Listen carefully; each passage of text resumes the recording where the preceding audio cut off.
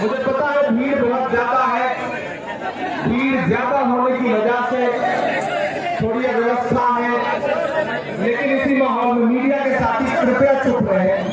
आप लोग ज्यादा बोल रहे हैं जितना स्टेज पर बैठे हुए लोग नहीं बोल रहे हैं। दोस्तों, कसूर आप लोगों का भी नहीं है। जितना भाजपा की रैलियों में भीड़ होती है उतना तो यहाँ स्टेज पर बैठे हुए हैं। तो इस वजह से सारा सिस्टम जाम हो गया है, कोई दो राय नहीं। पहली बार आपके बीच में आया हूं, थोड़ी देर आपसे गुफ्तगू करूंगा। जैसा भी माहौल है इसी में एडजस्ट करने की कोशिश करिए।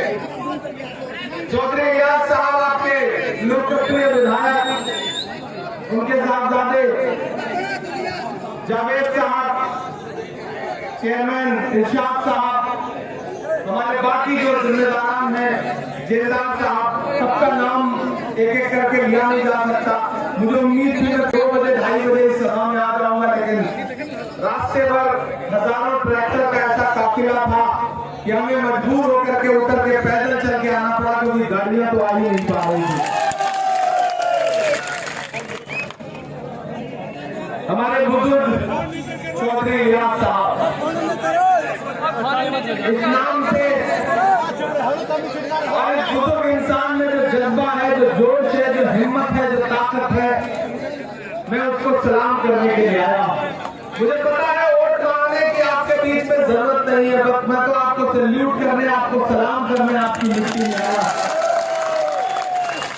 आपसे 2-3 जिम्मेदारी भरी बातें करना चाहता हूं।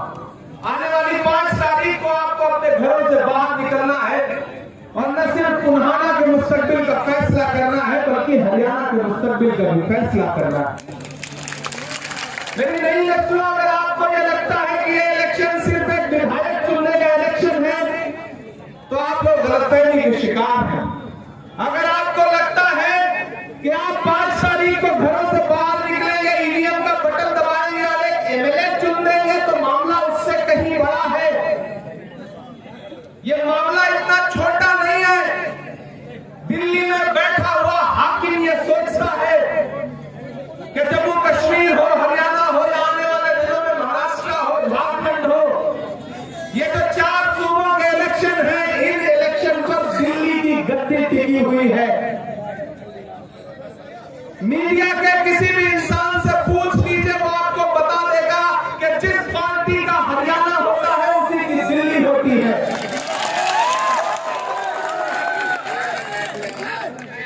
इसलिए मैं आपसे गुजारिश करने आया हूं कि इस इलेक्शन का मकसद बहुत बड़ा है, इस इलेक्शन का मकसद बहुत बड़ा है। ये जो मीडिया के साथी आप बैठ जाओ, आपका कैमरा अगर दिखता है तो ठीक है, आप ही खड़े हो जाओगे, पीछे लोगों को कैसे दिखाई पड़ेगा। और आपसे भी गुजारिश है कि कैमरे चले दीजिए। आपको पता नहीं है कितने लोग अपने घर में बैठ के लाइन देख रहे होंगे और रात को नींद नहीं आएगी, इसलिए इसे देखने भी दीजिए, चलने भी दीजिए, क्योंकि वो दिल्ली में तो आ नहीं पाए होंगे, मजबूरी है, सियासी दूरी है, कैसे आए, लेकिन लाइव तो घर पर देख ही रहे होंगे। ऐसे में ये लाइव चलना भी जरूरी है, थोड़ा बर्दाश्त करिए। आप पिछले कितने सालों से गोदी मीडिया को बर्दाश्त करने आ रहे हैं, तो आपके अपने बीच के बेचारे यूट्यूब चैनल है, तो उनको बर्दाश्त करिए। मैंने कहा इस इलेक्शन का मकसद बहुत बड़ा है। दिल्ली में बैठे हुए नरेंद्र मोदी जी जब 400 पार का नारा लोकसभा में लगा रहे थे, तो उन्होंने ख्वाबों ख्यालों में भी नहीं सोचा था कि वो 240 पे आके टिक जाएंगे।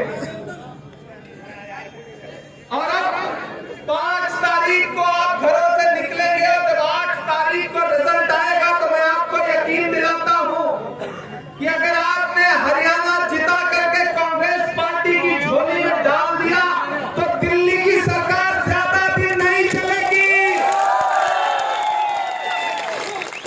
क्योंकि ये हरियाणा है जहां एक बार रख गाड़ देता है, गाड़ देता है। अगर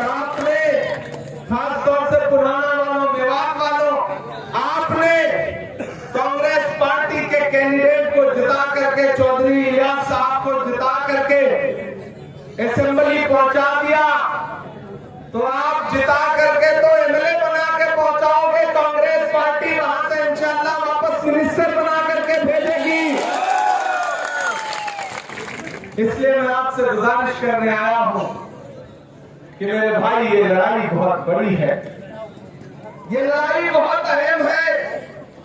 इस लड़ाई में आपको एक बात ध्यान में रखनी है, ये जो आपके बीच में वोट बांटने की साजिशें करने वाले घूम रहे हैं, इनसे होशियार रहना है। जो आज खुद को आजाद कह रहे हैं, दरअसल उनकी डोर नरेंद्र मोदी और अमित शाह के हाथ में है। ये सिर्फ नाम के आजाद हैं। ये जैसे ही इनको कुछ हासिल होगा, ये पलट के फिर उसी गोद में बैठ जाएंगे जहां से निकल के आए हैं। इसलिए मेरी गुजारिश है कि रत्ती भर भी बहकना नहीं है। वादा किया गया था उजालों का क्या हुआ, जन्नत के उन हसीन हवालों का क्या हुआ। शामों की सैर के लिए रास्ते तो बन गए, लेकिन हमारे पैर के छालों का क्या हुआ। पिछले 10 साल में भारतीय जनता पार्टी ने हरियाणा को लूटने का काम किया है। यहाँ का नौजवान जो सेना में जाने के सपने पालता था, सेना में भर्ती होकर के सरहदों की हिफाजत के ख्वाब देखता था, उन ख्वाबों को भारतीय जनता पार्टी की दिल्ली में बैठी हुई सरकार ने अग्निवीर ला करके कुचल दिया। प्रधानमंत्री अगर नारा देते हैं बेटी बचाओ बेटी पढ़ाओ, और हरियाणा की वो बेटियां जो ओलंपिक मेडल लाती हैं, जब वो अपना हक मांगने के लिए दिल्ली के जंतर मंतर पर जाकर के बैठती है और इंसाफ की गुहार लगाती है, तो यही भाजपा सरकार की पुलिस हरियाणा की उन्हीं बेटियों को दिल्ली के जंतर मंतर पर घसीटने का काम करती है। ये भाजपा है। ऐसी सरकार को उखाड़ फेंकने का दिन आ गया है। ये इलेक्शन सिर्फ एमएलए चुनने का इलेक्शन होता तो शायद मैं आपके सामने दामन फैलाने नहीं आता। मैं पिछले एक हफ्ते से जम्मू कश्मीर के चुनाव में था, उसके बाद लौट के आया तो फिर पूरे हरियाणा में टहल रहा हूं, घूम रहा हूं, जा रहा हूं लोगों के बीच में। एक तरफा कांग्रेस का माहौल है, पूरा सिस्टम जाम पड़ा है, जिधर भी निकल जाइए पंजा दिखाई पड़ रहा है। पंजा हर दिन कमल पर शिकंजा कसता जा रहा है, कमल मुरझा रहा है, पंजा आ रहा है। इसलिए मेरे भाई चूकना नहीं है, बिल्कुल चूकना नहीं है। इस बार तो चौधरी साहब के लिए बच्चा बच्चा बोल रहा है कि बाबा बाबा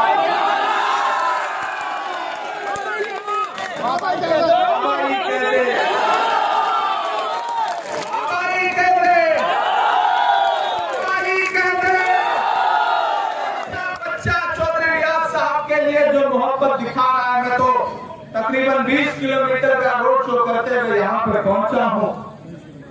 मैं पुराना की आवाम को सलाम करता हूँ। और ये जो नई बिछौर का 12 गांव है, जिसके लोगों ने यहाँ जनसमर्थन देने के लिए समारोह किया है, मैं उनकी मोहब्बत को सलाम करता हूँ।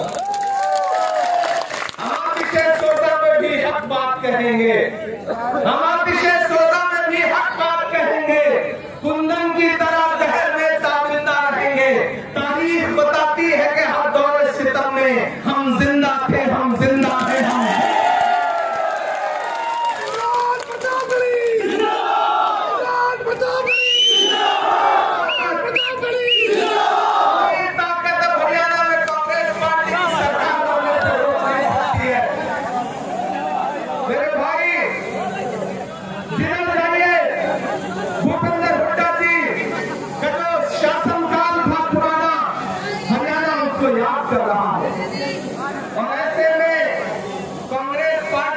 गारंटी है, कांग्रेस पार्टी का जो मैनिफेस्टो है, उन तमाम चीजों पर बात नहीं करूंगा, लेकिन एक जरूरी ऐलान और एक जरूरी वादा आपसे करना चाहूंगा। ये जो मेवात है, इसको शैक्षिक रूप से बहुत आगे बढ़ने की जरूरत है। तालीम के लिए यहाँ पर बहुत काम होने की जरूरत है। मैं वादा करता हूँ और चौधरी रियाज साहब को भी ये यकीन दिलाता हूँ, और यहाँ जितने भी एमएलए जीतेंगे पूरे मेवात के, उनको लेकर के राहुल गांधी जी से मिल करके इस इलाके में तालीम के लिए जो यूनिवर्सिटी की जरूरत है, उसके लिए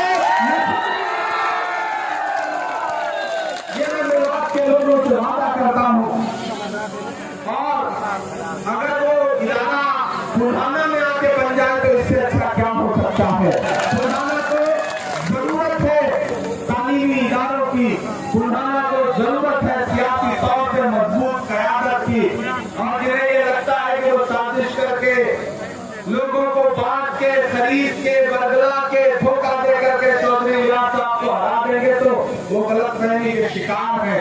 मैं तो 4 मिसरे पढ़ता हूँ कि दायरे में सिमट के आएगा। सही कह रहा हूँ ना? थके तो नहीं है आप? मुझे पता है पिछले 5 घंटे से इंतजार कर रहे हैं, लेकिन ये पुराना के लोग हैं, नई बिछौर के लोग हैं, इतनी जल्दी थकने वाले लोग नहीं कि दायरे में सिमट के आएगा, हर रवायत से हट के आएगा। आंधियों को जरा खबर कर दो, आंधियों को जरा खबर कर दो, शेर वापस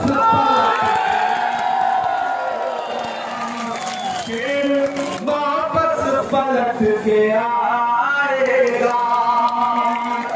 पूरे हरियाणा में कहीं भी चले जाओ, भाजपा की रैलियों में भीड़ नहीं है, किराए के लोग लाए जा रहे हैं, और वो तो किराए के लोग हैं ना, उनमें जोश है ना हौसला है। नरेंद्र मोदी साहब भाषण देने आ रहे हैं तो उनकी बातों में भी कोई असर नहीं है। अभी हम रास्ते में आ रहे थे तो एक जगह 10-15 भाजपा के लोग खड़े थे तो मुझे को माला पहनाने आ गए। मैंने कहा कम से कम निशान देख लिया करो, हम कांग्रेस के लोग हैं, लेकिन आपका स्वागत है, आपकी आपसे कांग्रेस ज्वाइन कर लो। ये हालत है हरियाणा में। ये तो भाजपा के लोग हमसे सवाल पूछते थे कि बताओ कांग्रेस वालों 70 साल में क्या दिया। हम तो उनसे कहना चाहते हैं कि अरे भाजपाइयों, जो भाजपा सरकार अपना चलाया हुआ 2000 का नोट 7 साल नहीं चला सकी, वो हमसे 70 साल का हिसाब मांगती है। नरेंद्र मोदी जी झूठ बोलते हैं, इस देश के प्रधानमंत्री हर सुबह शाम झूठ बोलते हैं। मैंने उनसे बड़ा अदाकार नहीं देखा है।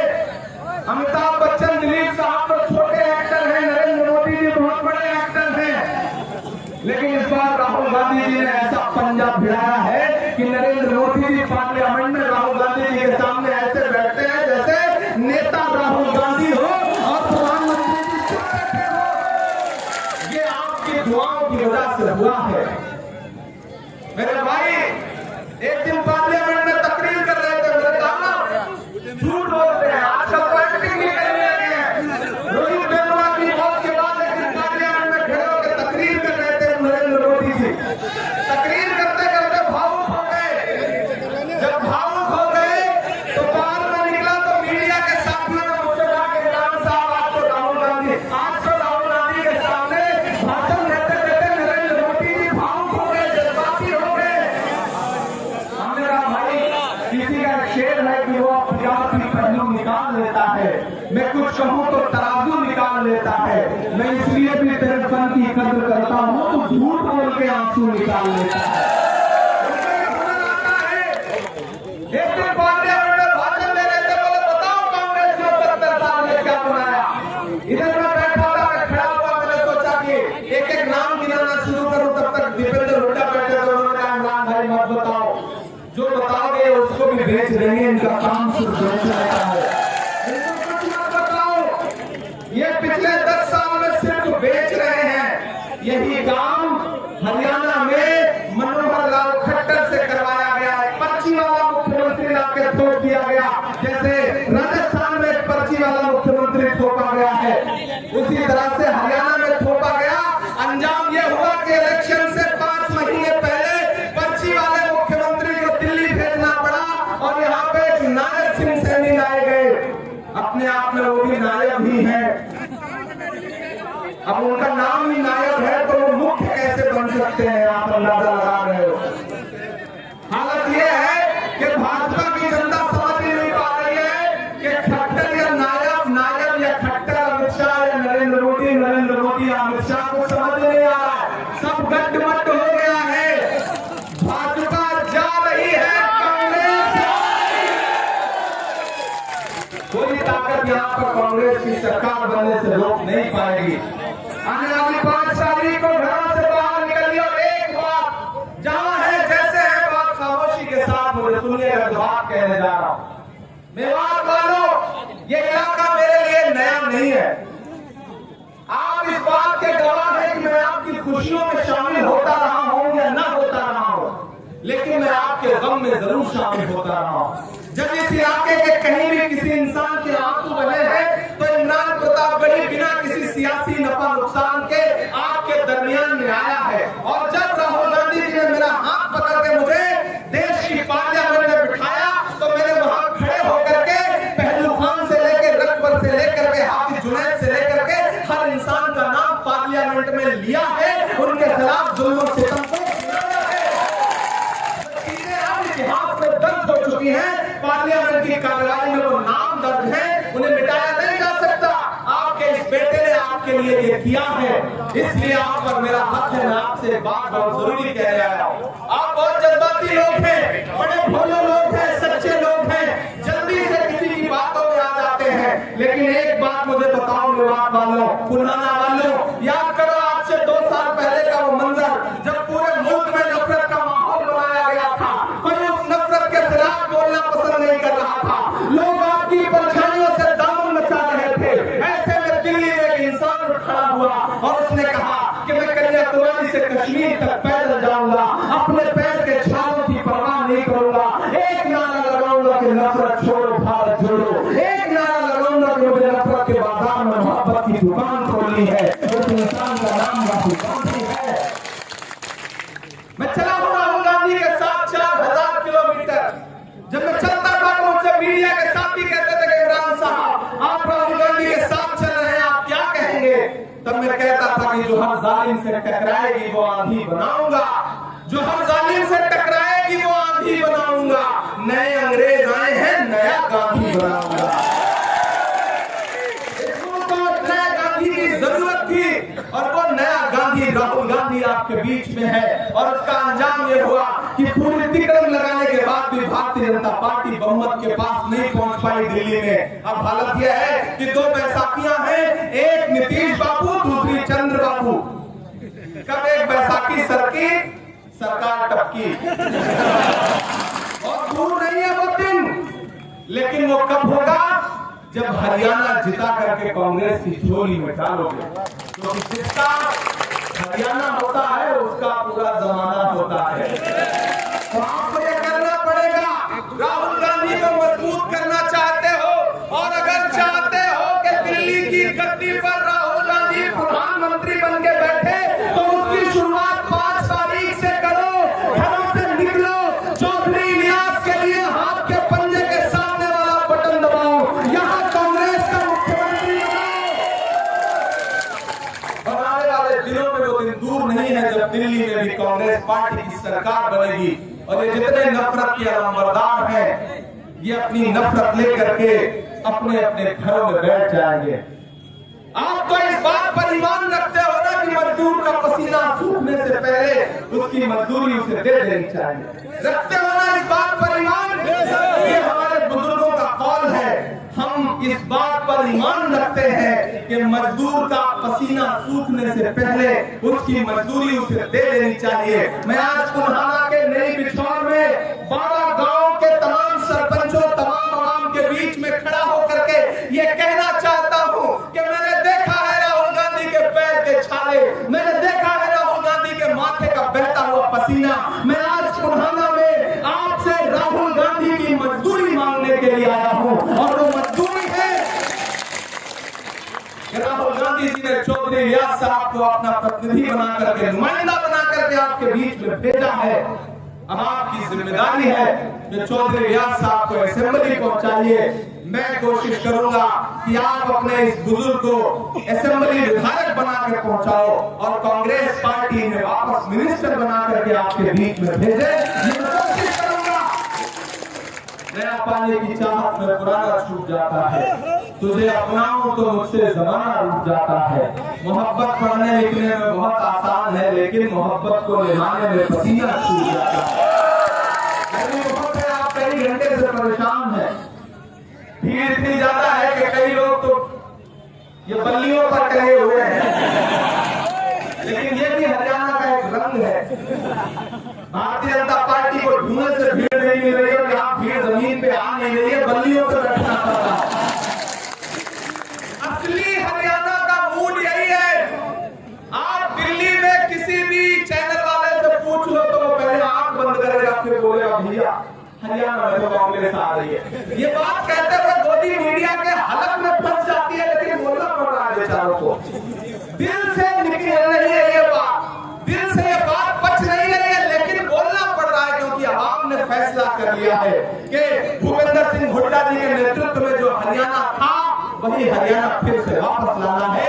ये बुरहाना ने फैसला कर लिया है, ये हरियाणा ने फैसला कर लिया है। याद है नरेंद्र मोदी जी का वो नारा, भाइयों बहनों, बहुत समझदार लोग हैं भाइयों बहनों, वो तो समझ जाते हैं इसकी बात को, बहुत समझदार, बहुत होशियार लोग। भाइयों बहनों, मुझे देश के खजाने की चाबी सौंप दो, मैं देश नहीं लुटने दूंगा, चौकीदारी करूंगा। अब तो मैं पार्लियामेंट में उनके सामने बैठता हूं तो वो बेचारे नजर थोड़ी सी झुकाते हैं और मैं वहां खड़ा होकर के उनसे पूछता हूं कि कहां सोया है चौकीदार। लगना चाहिए कि हरियाणा में खड़ा हूं, काम नहीं चलेगा, मैं भी थोड़ी थोड़ी हरियाणा में सीख रहा हूं, तो थोड़ा मुझे लगना चाहिए। आपकी तालियों का शोर एक लाइन में दिल्ली तक जाना चाहिए। तैयार रहिएगा, मैं कुछ सुनाता हूं आपको कि कहां सोया है चौकीदार, कहां सोया है। खट्टर ने कर डाला हरियाणा का बंटा धार,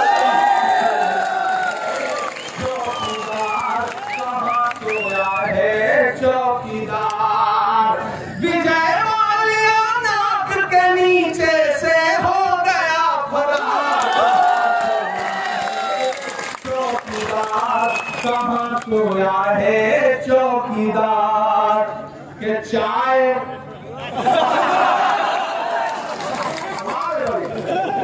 आपको सुनाना वालों, चाय नहीं आते, लेकिन चाय का नाम आते आप वही पहुंचे। मैं तो वाला रेलवे स्टेशन में घूम रहा हूँ, जहाँ साहब में चाय बेची जाती है, मिलने का कल समाज में रोड शो कर रहा था, तो वहाँ तो अलग ही माहौल है, अलग ही कल्चर है। लोग लंबे लंबे गिलास में दूध भर के लाते थे और हर 10 कदम पे लाते थे और कहते थे पियो, पीना पड़ेगा। और वो उसमें मोहब्बत होती थी, आदमी ने कितना दूध पिया आप सोचो। लेकिन उस मोहब्बत को सलाम करता हूँ और मिसरे पढ़ता हूँ कि कहां सोया है चौकीदार, कहां सोया है चौकीदार। गैस सिलेंडर की कीमत भी 1000 के पार, कहां सोया है चौकीदार। ये दोनों पैसे वापस लेकर जैसे भाजपा वाले हनुमान जी को वापस ले गए। चाय बेचने वाला पूरा भारत, चाय बेचने वाला पूरा भारत बेच रहा है। इसी काम में हासिल से महारत बेच रहा है। कि रेल बिक गई, तेल बिक गया, बिका हवाई अड्डा।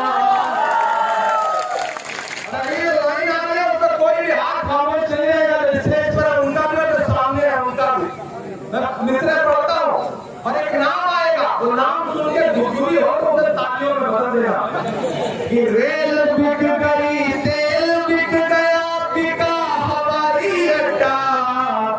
सब कुछ बिकता देख के खुश है अपने जेबी।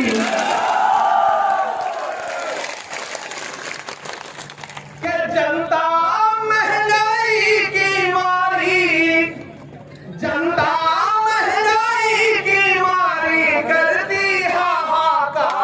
कहां सोया है, कहां सोया है प्रतापगढ़ी। इमरान तेरे 40,000, इमरान तेरे 40,000। मेरे भाई हमारा वालों, एक ऐसा दौर है जब बोलने पे पाबंदी है, जब सोचने पे पाबंदी है, जब कुछ अच्छा सोचने पर पाबंदी है। ऐसे दौर में भी मैं झुका नहीं, मैं डरा नहीं, कहीं चुप चुपा के खड़ा नहीं। जो डटे हुए हैं महान पर मुझे उन सबों में तलाश कर। मैं लड़ रहा हूँ आपके लिए। मुझे कांग्रेस पार्टी ने कहा कि इमरान जाइए, चौधरी रियाज साहब के लिए आवाम से अपील करिए, चौधरी साहब को मिनट के इधर लाइए, अपने बुजुर्गों के बीच में बैठे करिए, हमारे नौजवानों के साथ में आए थोड़ी देर के लिए। भाई तो नहीं, लेकिन हाफिज साहब का होना जरूरी है। कौन आया? कौन आया?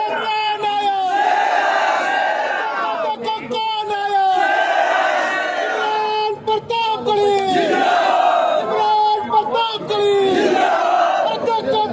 कौन आया? कौन आया?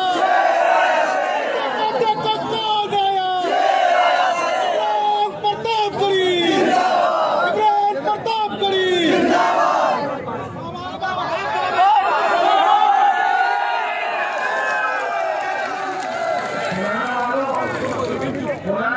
ये बात तो बहुत दिल पे लगा के बैठा के घर में बैठा के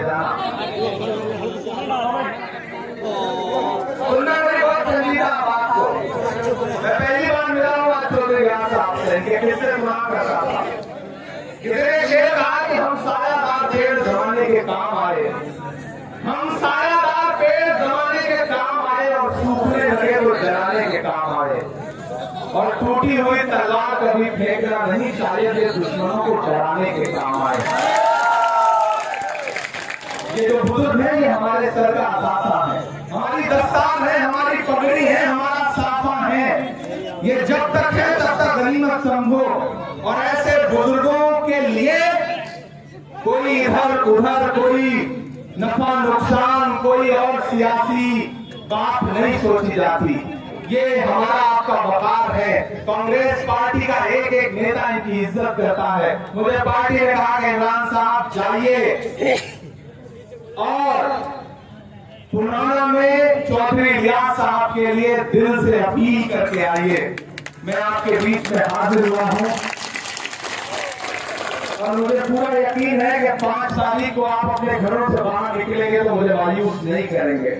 मैं आपसे वादा कर रहा हूं, ये हमारे बुजुर्ग हैं, हमारे दादा की उम्र के हैं, और मैं इमरान प्रतापगढ़ी पूरी मजबूती से चौधरी रियाज साहब का हाथ पकड़ के वादा कर रहा हूँ कि आप इन्हें जिता करके असेंबली पहुंचाइए। इंशाअल्लाह इन इलाकों में जो काम अब तक नहीं हुआ है वो काम आने वाले 5 साल में होगा, क्योंकि हरियाणा में कांग्रेस पार्टी की सरकार बनने जा रही है। और सरकार हो तो फिर अलग ही रंग होता है, अलग ही बात होती है। अगर सरकार ना हो तो, अगर मजबूत एमएलए ना हो तो थाने से मोटरसाइकिल छुड़ाना भी मुश्किल हो जाता है। लेकिन सरकार हो तो चौधरी रियाज साहब जैसा बुजुर्ग फिर वो कुछ अलग ही काम करेगा। तो मैं आपसे